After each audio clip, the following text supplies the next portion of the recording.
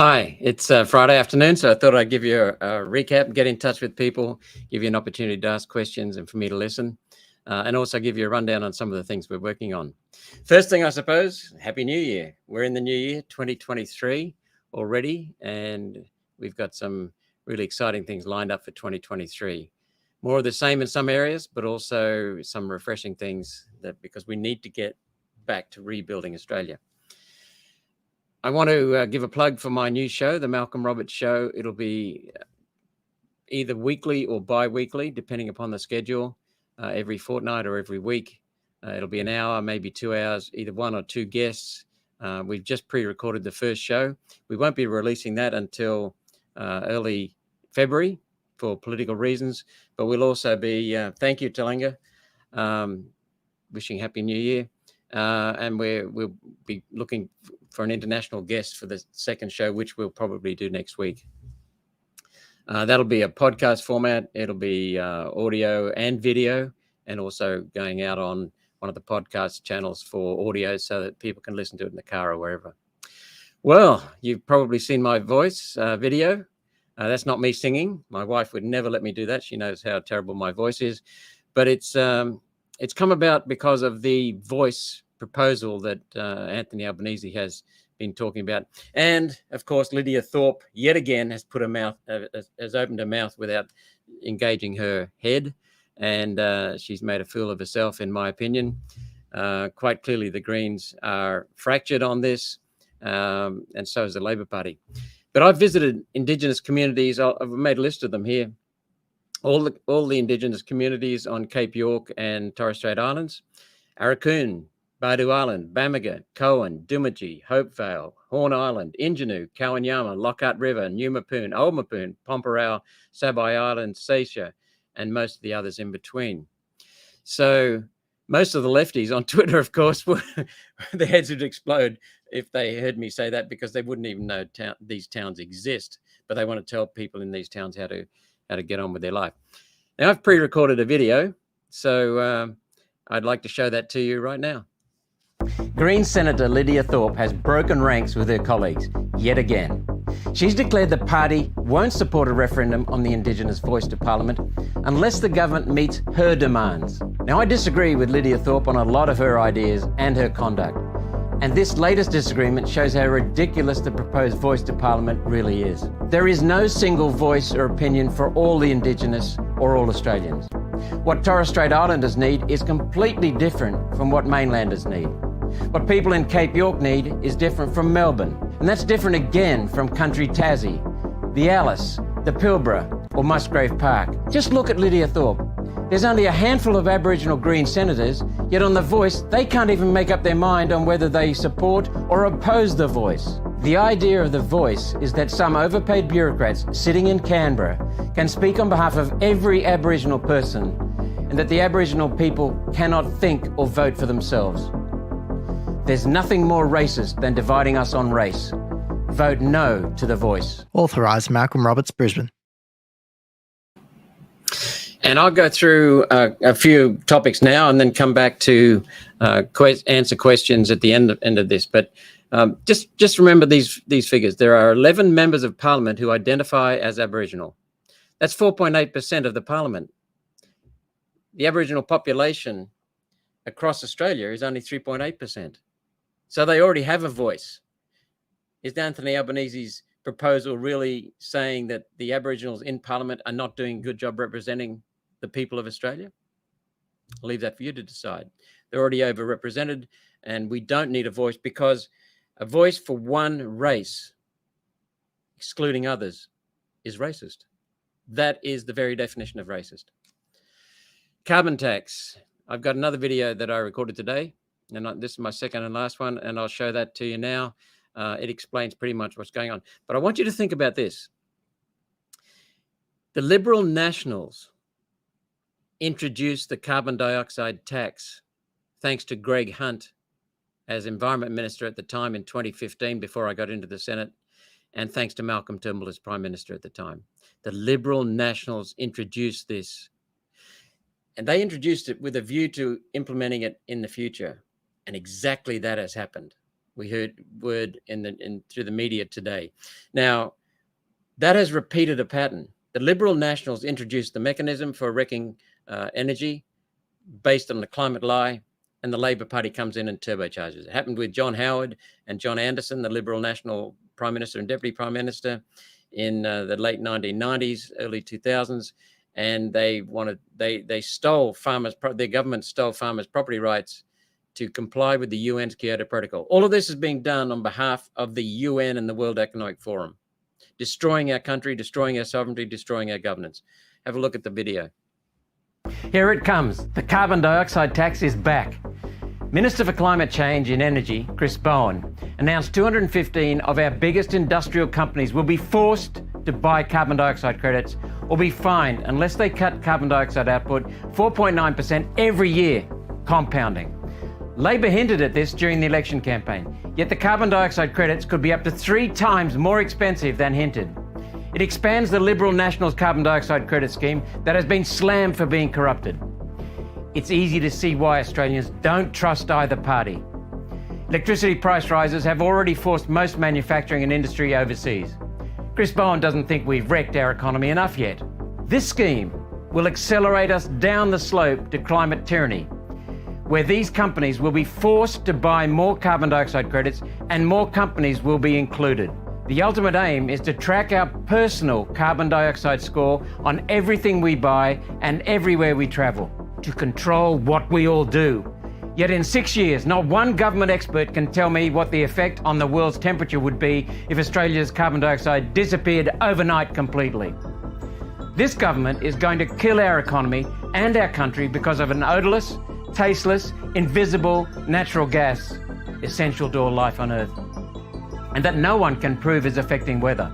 It's all to get more control over us, like hell.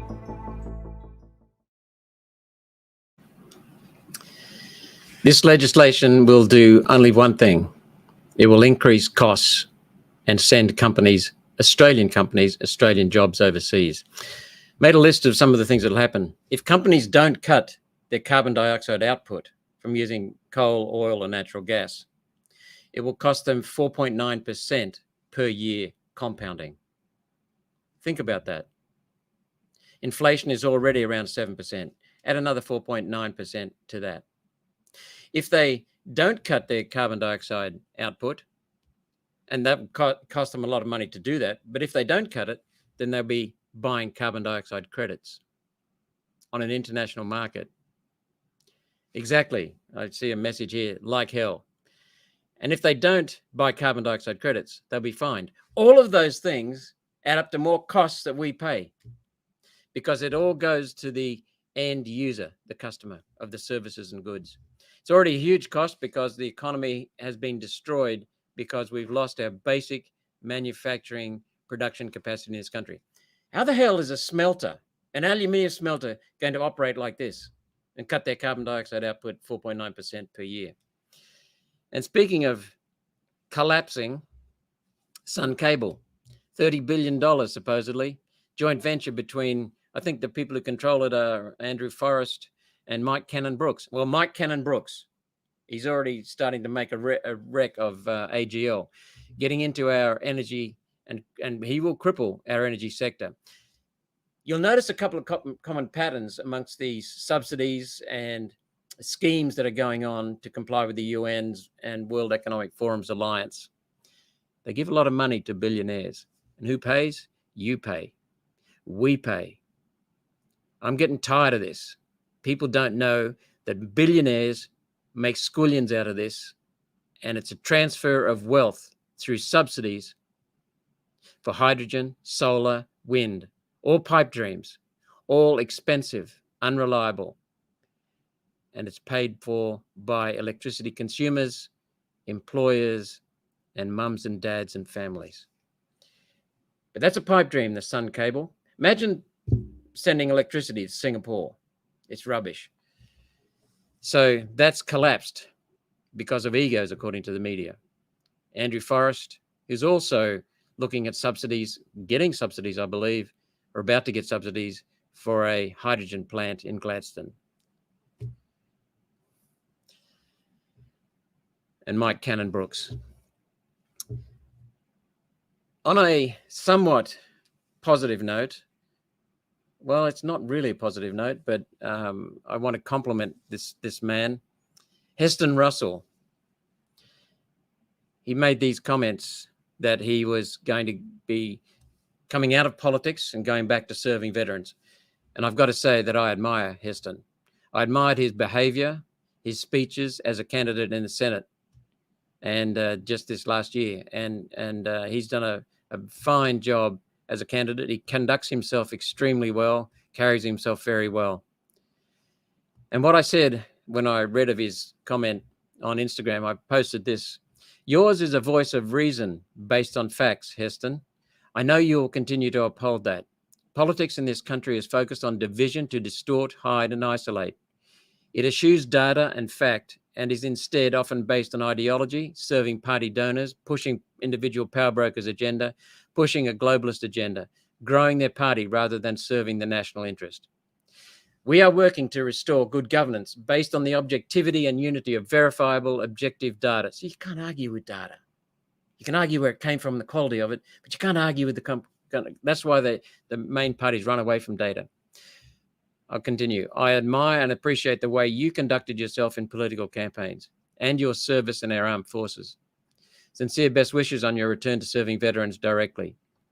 If we can support you in any way, please feel welcome to contact me, Heston. Thank you for what you do for Australia and Australians, and thank you for the manner in which you do it. And that's extremely important. We could do with more people like Heston Russell in the Senate or in the House of Reps." And Heston acknowledged my comment a little while later, saying, "Thank you so much for this message and for your actions that show exactly what you speak and write here. Lots to be done, and I'm thankful that there is your team and yourself in there taking action at such pivotal times and supporting our veteran community throughout. Will do, and thank you again." And Heston raises in his notice saying that he's going to move out of politics, a topic that I want to discuss briefly, because this country is getting screwed by the general parliamentary process and scrutiny. We had what is perhaps one of the most important bills ever to come across the Senate. It was done in an emergency session, a one-day session, just last month. We got hold of that bill, which basically nationalizes the gas sector. Now think about that. Nationalizing the gas sector means the gas companies, private companies owned by shareholders, public citizens, they spend their money drilling for gas. They quite often don't find it. So they get nothing in return for many millions of dollars they've spent drilling that well. Other times they find gas and then they get a return on selling that gas. Now the government is going to control the price they get. The government is going to tell them whether or not they can or cannot enter into a contract. The government is going to control their industry. And what happens when you have that kind of uncertainty? How much investment are you going to get? We'll see a reduction in gas supply, which will lead to an increase in prices.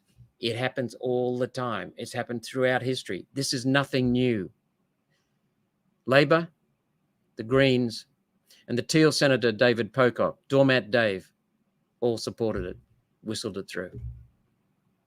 Time and time again, Labor, the Greens, and the Teal David Pocock in the Senate combine to push these energy and economy destroying bills through Parliament.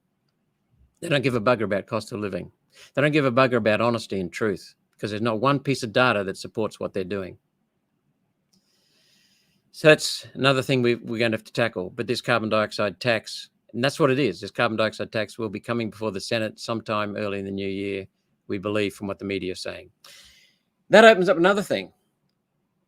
The gas nationalization bill, the energy destruction bill that went through in September.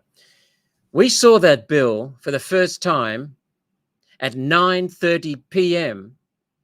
before arriving in Canberra the next morning, reading the bill on the plane, and then having debate cut short. Fortunately, I got to speak and tell them what I thought of the bill on your behalf. Imagine that, 9:30, 12 hours before the bill was introduced into the Senate, we saw the bill. You can't govern like that. But that's what Labor's doing with the Greens and with Dave Pocock. Anthony Albanese has talked about being consultative. Well, he's far from consultative. He rushes things through. The Senate is quite often guillotined, and debates and bills put through without debate, without any airing, ventilating of the concerns, your concerns that we can speak about on your behalf in the Senate. That's the way Labor operates. The Greens operate, and sadly, they can only do it with David Pocock helping them. That's Parliament in this country. It's not representative. We're working hard to change it, but it needs voters.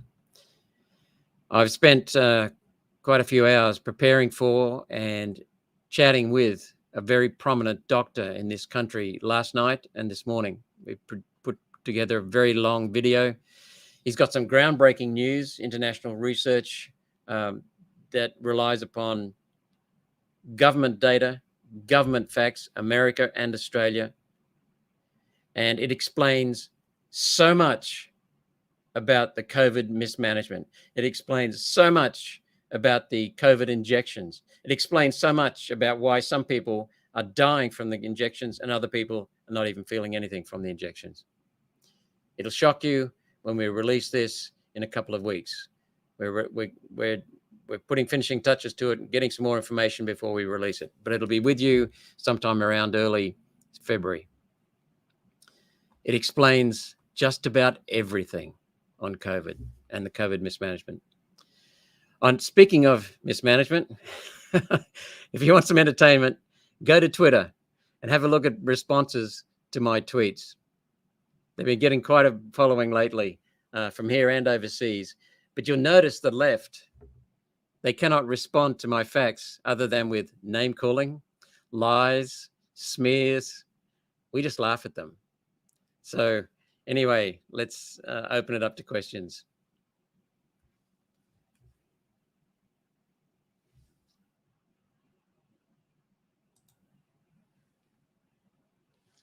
Chica King says, thank you for all your hard work. Well, you're paying me, mate. That's what I do. I've got to work for you. I've got to serve you. That's my role. Pauline is exactly the same. And that's our job. You're our boss. You're the one who pays me.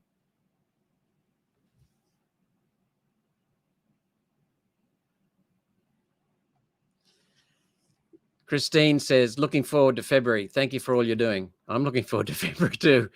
We've got Senate estimates coming up in the second full week of February. So we're really looking forward to that. We've got a number of things we're going to be raising in Senate estimates. So thank you, Christine, for reaching out. Glenn says, with so much corruption, how do we actually beat them? Well, Glenn, I'm glad you used the we, because that's what it requires. It can't be just the politicians in Parliament who are looking after interests, and there aren't many of us in there that are looking after your interests, but it's got to be us combined, regardless of party. And that's the way Pauline and I have been working all the way along. We have worked with any party. We'll even work with the Greens on the few occasions they come up with a sensible proposal. A couple of finance issues, they have actually been very sensible.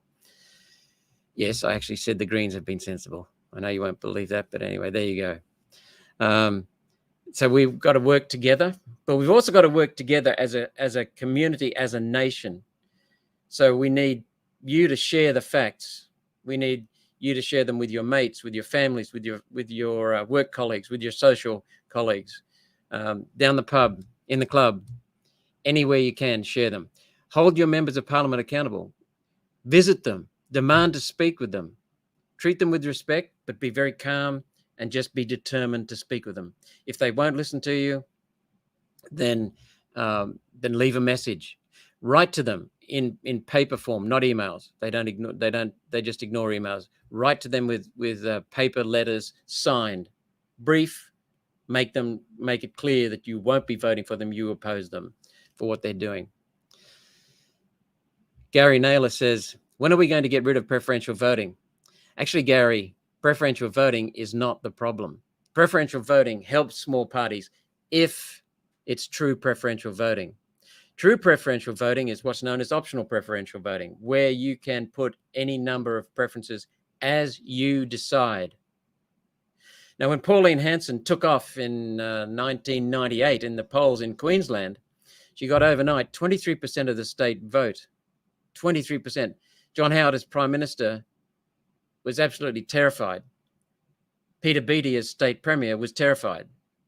And they colluded to send her into oblivion. And Beattie, in fact, passed legislation that enabled her to be jailed, wrongly jailed, and she was released, as you know. But what they had in place at the time was optional preferential voting. You could vote one. You could vote 1, 2. Give second preference to your second vote if your first preference didn't get enough votes. That way you could make sure your vote carried its way, it had a say. If you didn't think your first and second would get up, then you could give it to the third or to the fourth. But ultimately, what John Howard did was he changed the voting pattern so that you had to put a number in each box. And technically, that was the case before, but there are ways of getting around it. You could put 1, 2, 2, 2, 2, 2, 1, 2, 3, 4, 5, 5, 5, 5, 5. So that was basically optional preferential voting. So he tightened that up. And what it forces you to do, if 1 doesn't get up, if your vote goes to 2 and it doesn't get up, 3, 4, and it doesn't get up, then it ultimately goes to either Labor or Liberal. And many people we know don't want to vote for Labor, Liberal, or Nationals or Greens, but their vote ends up there. So it's not about getting rid of preferential voting. It's about getting back to optional preferential voting. When we raised this topic, we got support from the Liberals in the Parliament. And they have said that they will be exploring it. So that's good news. Well, Peter Earle just makes a comment, like preferences in Victoria. Okay, now I'm with you. We've got to get rid of that. I think Victoria now is the only state that has the preference whisperer involved. It was the federal election until 2016, then that was stopped. It was the Western Australian Parliament, state parliament, until that was stopped. Now it's only Victoria. And that is rife with corruption. And I'm with you on that. We've got to make sure that the individual voter owns his or her preferences, not deals between parties. It used to be the case in the federal, used to be the case in Western Australia. Gone. It's now only present in Victoria. Enough said. What are your thoughts on Julian Assange? Julian Assange did a remarkable job. I believe at the core, he did a job for holding government accountable. And the government that is most terrified of what Julian Assange did, what the courageous Julian Assange did, is the United States government. Because over the coming months and the next 2 years, we'll be talking more and more about that. I've just read a wonderful book. I'll see if I can.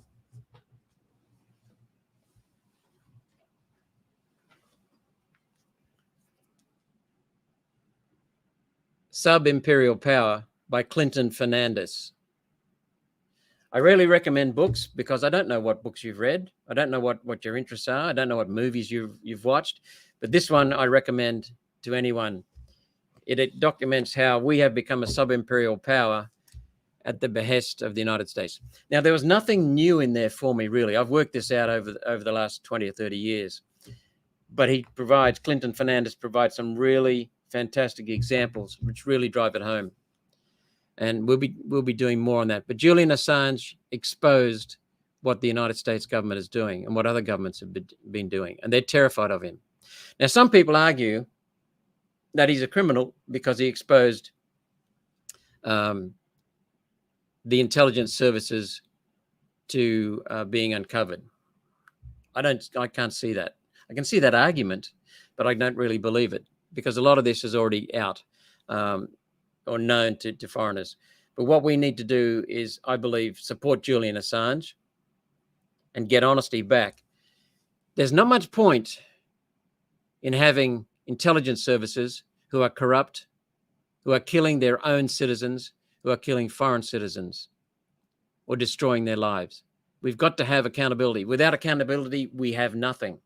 And Julian Assange had the courage and the integrity to give us accountability. It's a difficult one to know how we can help Julian.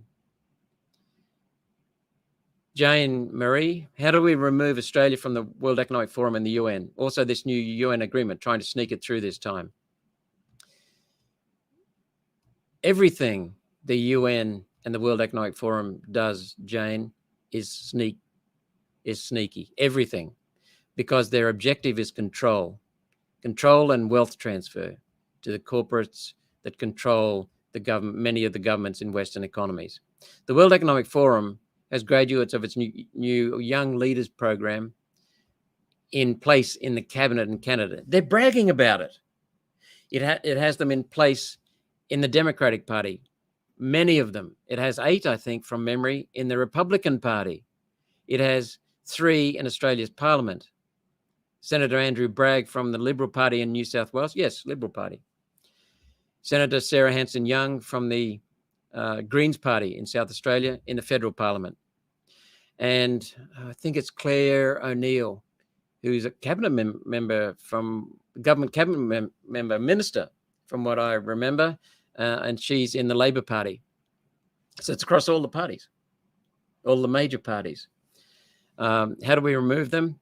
What we have to do is get enough people awake to put enough pressure on the main parties to discontinue them, to exit from the World Economic Forum and the United Nations, and to stop the implementation of their policies. At the moment, I've never been asked to vote as a citizen of this country on a World Economic Forum policy or a UN policy. They're rarely touted in the election. Well, they're never touted in the election campaigns of any of the main parties. Yet they're put into legislation. It's the choice of the members of Parliament from the Labor Party, the Liberal Party, and the National Party as to whether or not these obscene, dishonest, inhuman policies are put in place, because they're the ones who determine the legislation. So we speak against it. My first speech in the Senate, I called for an exit from the United Nations. Oz exit, we termed it. That's how we remove it. The citizens stand up and say, no. Tell your local MPs, don't vote for Liberal, Labor, Nationals, or Greens. They're the people who push it, and the Teals. Don't vote for them. Pauline, thank you for your question. It's not Pauline Hanson, it's Pauline Halupka. How can we stop the digital ID coming here? Again, it's an initiative of the World Economic Forum. I think they have a digital transformation program that they have in place, and they're trying to spread that around the world, especially the Western countries. So it's the same thing, but we can do more at a grassroots level. We can use cash wherever you can, especially with small businesses. Give small businesses cash. We have to have cash, because without cash, in comes the digital currency. In comes what do they call it? Social credit system. In comes control of our income. In comes control of where we can spend it. Where we can spend it. We even get control of our income, the level of income. Sorry, the government has control over the level of our income, because it'll depend upon our social credit score, what you've been saying on social media, what you've been buying, if you have a 4-wheel drive rather than a 2-wheel drive sedan. So your carbon score, your carbon dioxide score, etc. They are already starting to do some of these things. Commonwealth Bank is doing it. Some of the other banks are doing it. Some of the airlines are doing it. So yes, Peter Clayton, cash is king. Yes, that's what we've got to continue. Again, speak up about it though, and be aware. One of the things, yes, Julie McLean, support local businesses cash, and support every Australian by using cash. One of the things they will do is to make things convenient for us. And then they will tighten them up, exclude the options, force us to go without cash. That's what they're trying to do. One of the good things, I can give you some good news on that, is that I've asked questions of the Digital Transformation Agency in the federal parliament, and everything that agency has touched has gone to crap. Everything. They've spent billions of dollars on programs and they've failed. So when I started asking questions about the digital identity, they were incompetent. Next time they were prepared for the questions, and they did a reasonable job answering them or deflecting them, but they're still not competent at doing what they're doing in implementing digital systems. And so I can't see them doing it very well, but we'll be left with a legacy of control. So it's something we've got to fight. We've got to raise our awareness. We've got to get people. Yes, Melanie, I will not eat Z-bugs. That's right. So we're opposing that, as you know, in Senate estimates. We're opposing it in Senate speeches. We're opposing it in social media. We've got a lot of awareness. One of my staff team in the Senate, a bright young fella, he came up with a meme, shows a slab of meat, just a cut of meat. And a quick comment. I can't remember what the comment was. I can't remember the comment. Anyway, he posted that with this very clever comment. We posted it, and now I think we got 930,000 interactions with people. 930. It reached 930,000 people. So, and we've noticed some topics: climate change, COVID, mismanagement, control of people, deceit, dishonesty, eating bugs, letting the World Economic Forum control us. They're some of the things that really go off with people. So people are waking up. When we first started mentioning this, I was the only one. I introduced the topic of digital identity into the public debate in this country, into the large debate, that is. I don't claim to be the first, but we were the first to do it large scale in the Senate, and it went overseas. And now what you'll find is members of parliament in other countries, members of Congress, talking about the digital identity, talking about the World Economic Forum. We've got Ron DeSantis talking about the World Economic Forum. We've got people in other states in America talking about the World Economic Forum. So people are waking up. It really is something that the electorate and the citizenry is quite upset and concerned about. Vaccine mandates, says Nick. What about vaccine mandates? I was talking to a member of the Australian Federal Police who's been standing up for the last 18 months and resisting them, doing a good job. Very strong man. I won't tell you his age because he might be identified, but he's given us some tips on how to go about that. We're also trying to push CASA, Civil Aviation Safety Authority. We're also trying to we're also getting the evidence. And now, as I said in that video I made last night and this morning with that prominent doctor, we'll be exposing what explains all of that. And what we've got to do, Nick, is we've got to put so much pressure on these irresponsible and dishonest bureaucrats that are the advisors that everyone supposedly relies on. So when we ask them in Senate and in private, who's responsible? Who gave you that authority? Who on whose basis did you implement these mandates? They're all pointing at everyone else. What we've got to do, Nick, they have integrated this very, very tightly, integrated it through many organizations: World Health Organization, United Nations, United States Department of Defense. Yes, the Department of Defense, and there'll be more coming out about that. The Food and Drug Administration in America, the TGA in this country, the Chief Medical Officer. They've all been part of it. The Health Department, the Secretary of the Federal Health Department, Brendan Murphy. They've all been part of this, very much integrated. And it hasn't been a 2-year exercise, a 3-year exercise. This has been coordinated over years since the formation of AHPRA. It requires pressure on doctors, intimidation of doctors, sacking of doctors, getting doctors re-registered. This is not just a one aspect. And that's why what we've got to do, they've really integrated this so tightly. What we've got to do is bust this apart. And we're looking now at some weak links and pursuing them harder. We've started pursuing them. We're pursuing them harder. But vaccine mandates in some private, BHP, I learned from Steve Andrew, the One Nation member from Morani in the state parliament, the electorate of Morani, that BHP Coal removed their vaccine mandates yesterday, I think, or the day before. They gave notice they would. The state government still has in Queensland still has vaccine mandates on their nurses. Let's call them injections. They're not vaccines. They're not at all vaccines. They're experimental, untested gene therapy based treatments that have been acknowledged as not safe and not effective. Not safe, not effective.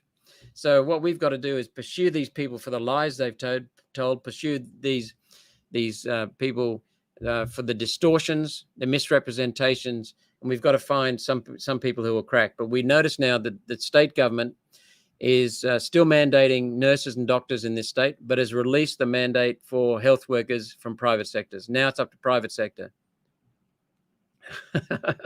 Did I get vaccinated? What do you think? Of course I didn't. I would never do that. It's an untested drug. It's an untested, unproven drug that has not completed trials, and you'll be seeing the reason for that. We've worked out the reason why it wasn't tested and how it got around that. So I'll get back to that point. Even if I did, my wife would kill me because there's no way she's getting it. And she suffered from cancer. There's no way she's compromising her immune system anymore. So I certainly did not get these COVID injections. But we must also recognize that while I'm laughing about that question about me, there were so many people who did not want that injection and were forced to get it. And then the Prime Minister lied by saying repeatedly there are no vaccine mandates. Yet he enabled the vaccine mandates. He paid for the vaccines, gave them to the states, indemnified the states, gave them the information, the health department records to enable them to enforce vaccine injection mandates. These are some of the things. And when you have something that is forced on you and they have to take ivermectin away so there's no alternative. Yeah, exactly, Sparky. Sparky says, I just wanted to keep my job. So I can empathize with you, mate. That's disgraceful. No one mandated it in federal parliament, but they mandated it on others. So some people did not want it, but they were forced to take it because they wanted their kids to have food. It's hard to believe this is Australia in 2023. That's what we've got to pull this mess out from. We've got to restore our country. And that's why the aim of my show on the podcast is the Malcolm Roberts Show. And the aim is to restore Australia, restore the planet, because we are part of the planet, but not do what the UN does. We want to restore the planet properly, restore Australia to enable humans to flourish. That's what we're meant to do. That's what we've given the birthright to do. That's what we're blessed with, our resources, with our own resources, our mind, our hearts, our ability to communicate and to share and to work as teams. You know, someone might come up with an idea. They share that idea with one other person. That other person blows it up and makes something incredible about it. Another one then works out how to make something of it, meeting a need. And that's how humans develop. In the United Nations, the World Economic Forum, and our puppets in the Liberal, Nationals, Labor and Greens parties and the Teals are opposed to that. Yes, Francis, you're saying, hang on, federal parliament didn't mandate it. Federal parliament did not mandate it. The federal government under Morrison did mandate it for defence, Australian Federal Police, Australian Electoral Commission, and a few others, and aged care homes. But federal parliament did not mandate it. Federal parliament can't mandate it. And no members of federal parliament, senators or House of Representatives members, had any mandate over our heads. Not one. Because that would be illegal. But everyday Australians got flogged over it. So Michelle Schaefer says, why does Queensland have no upper house? Because the Labor Party, just over 100 years ago, removed it. Just removed it. Gone. And the upper house is really important. Where it's elected proportionally, which is the case in the federal parliament and most, if not all, state parliaments, or varying types of proportional representation. You see, you can have a party that gets 30% of the vote everywhere, but it might not have a single member in the lower house because one of the other two parties might get more than 30%. But if that party gets 30% in the upper house, it gets 30% of the votes. So that means 30% of the people actually do have a voice. And so upper houses are essential as a house of review. In the Senate, it's particularly important, and we need to get back to being the state's house, representing the states. I've made mention in the Senate. I've raised it as a senator, officially put it on the Hansard, on the record, that we need to consider sitting not as parties, but as states, because that's what the Senate is supposed to be. It's supposed to be a house of review. It's supposed to be a representative state to represent all the parties, and it's all the people, and it's supposed to be, in the federal context, as a state house representing the interests of the state. That's why it is in the Constitution. So the Labor Party in 1922 tore it out of Queensland, just like that. That's why Queensland has no upper house. Do you have, Sentinel Runtime asked, do you have any comments on the 13 Australians that will be attending this year's World Economic Forum Davos group meeting this year? Not really. I saw an article naming them. I haven't got the names yet, but we're doing some work. A colleague of mine is doing some really deep diving into the World Economic Forum and the connections, not only individuals, not only members of parliament, but also corporates, because there are corporations in this country affiliated with or attending the World Economic Forum functions or putting in place their policies. I don't have any comments because, you know, I would consider attending, along with Avi Yemeni, the town in which the World Economic Forum functions are held, as a representative of the people of Australia, as a member of the media, to hold them accountable. So I don't know what the interests of these 13 are, but when I get a look at their names, then I'll be able to tell you more. So I don't make comments without facts. If people want to stop things, simple vote for One Nation and enlist all you can to do the same. Exactly, Neil. What time is it? We don't want to go on too long. So we've been on here 42 minutes. My time goes quickly, doesn't it? Okay, well, I'm going to wrap up now. Thank you so much for listening. Thank you so much for your questions. I look forward to catching up with you around Queensland. We will be doing much more, getting back to traveling around the state much more this year. There's been a bit of a break from that because we've had to focus on some really key issues. That's required my time in my office. But we'll be going back to what I love doing the most, and that is getting out around the state and listening to people and interacting with people so that we can best represent your interests in federal parliament. Thank you very much for listening, and we'll do it again next week. Catch you then.